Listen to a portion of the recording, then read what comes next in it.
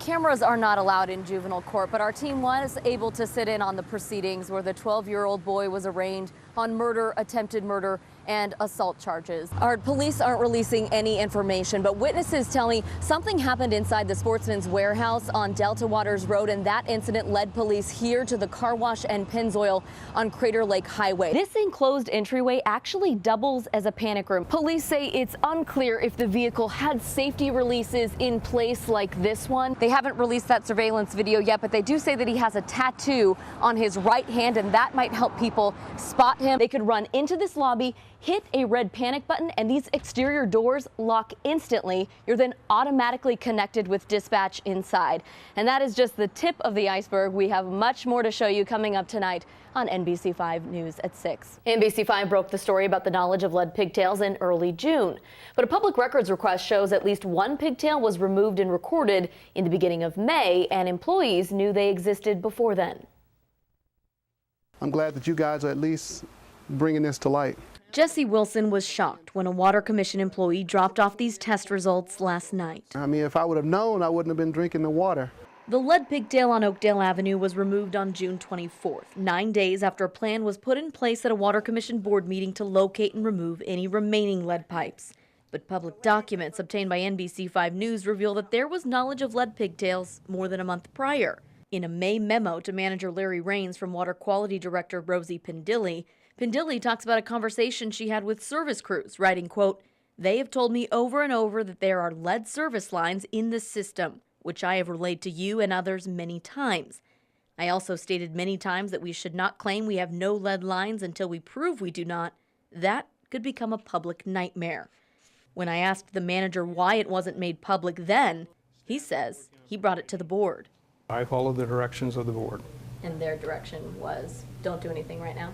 They didn't give me any direction other than take in the information. We asked the board chair why nothing was posted on the website or sent out to customers until we started asking questions. If somebody pulls one little part out of the ground, we're not going to do a public alert. There wasn't a problem.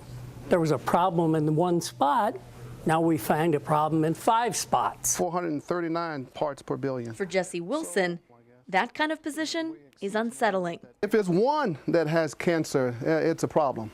If it's one that's drinking lead, it's a problem. If I consume it, especially without my knowledge, it's a problem because I wouldn't have consumed it if I knew. And when we asked if the board or the manager would have gone about things differently, knowing now that high levels of lead were found in the water of homes connected to a lead pigtail. We talked about it in a public meeting. You just weren't here.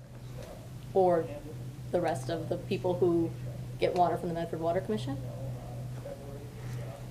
We're going nowhere with this conversation. If it were your house being fed by a lead pigtail, would you have wanted to know as soon as you knew lead pigtails were I being think that's found? an unfair question. Why? I don't think that you're searching for something to make a news article after, and I think that's an unfair question. I'm not going to comment on that. Tonight he's working tirelessly to leave it better than he found it for the sake of his father and those around him. He was my soulmate, and he was everything. Marcia and Dennis Allen met at a drive-in diner in 1963. 3 years after that first date, they got married, vowing to stay together until death do them part. Cancer brought that about sooner than Marcia would have liked. I'm grateful that I was with him to the end, and I'm grateful that I had him for 53 years, but it flew by. It was so fast. Now, the days seem a bit longer, and it's been almost a year since Dennis was buried here at the Sterlingville Cemetery. Families have been making it their final resting place since the 1800s. Over the years, time and changing seasons have left their mark. The cemetery doesn't have a full-time caretaker, no part-time staff either.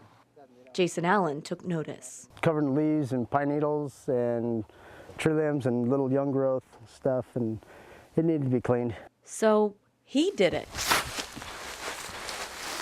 First around his father's headstone, then the one beside it. One pile turned into 2, and then 3, and then dozens. And before Jason knew it, he wasn't just sprucing up his dad's gravesite, he was landscaping the whole thing. It's like I couldn't stop without finishing it. 1 week later, headstones that were once buried are back on display from the 1800s to the 2000s and everything in between. Once I started, it was a good feeling, so I just kept going. This is your final resting place. You know, it should look good. And it didn't stop at cleanup. Jason then went through and placed flowers at every single site. I kept going, buying more and buying more. He's been at it for over a week now, but he has no plans to stop until the work is done. For what began as a labor of love for his father is now touching perfect strangers, too. I think he's smiling right now. I'm hoping.